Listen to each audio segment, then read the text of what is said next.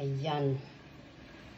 According to my sister, pakulbon daw ang kaldero para lalabas yung mga chicken sa ilalim. So, pakulbo na to mga guys. Pakulbo na to dito sa kabilang kawali. Ayan. Ayan. Pakulbo natin siya sa kabilang kawali din. Sabay nasabog, no? Sa kapakulog-kulog. Ayan. Ayan. Ayan na siya mga guys. Ayan ang mga oil na tira pa.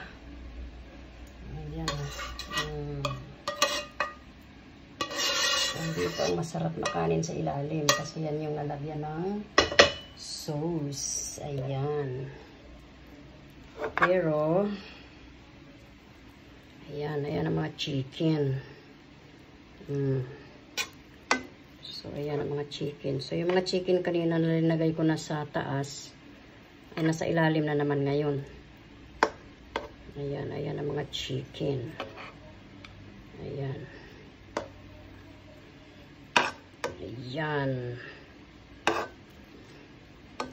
Ayan ang chicken.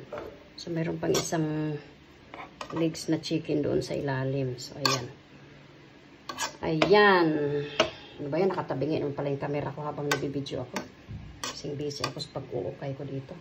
So, ayan siya. Tapos, ito yung pinaka-sauce niya. Dito mo sasawsaw ang chicken mo habang kinakain mo.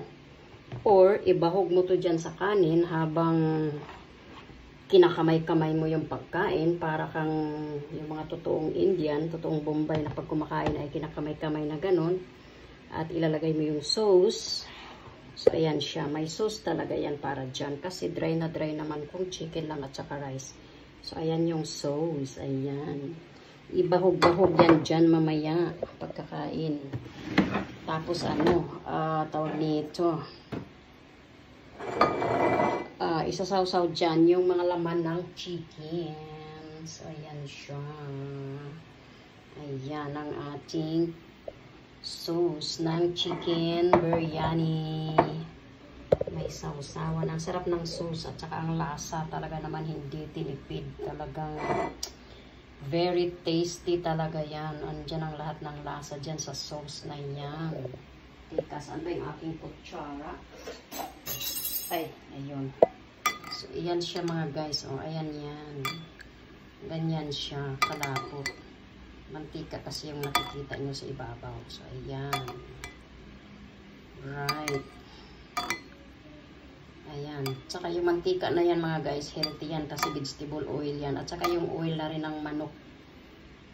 Habang pinapalambot ko yung manok, pinakulaan ko kasi siya ng matagal sa mahinang apoy. So, pati mga oil ng manok lumabas na din. So, yan yun siya.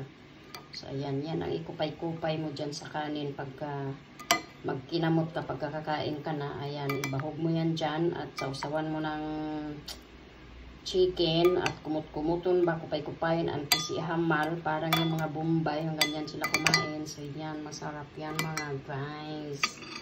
Ayan ang paborito ng aking mga Junakis chicken biryani.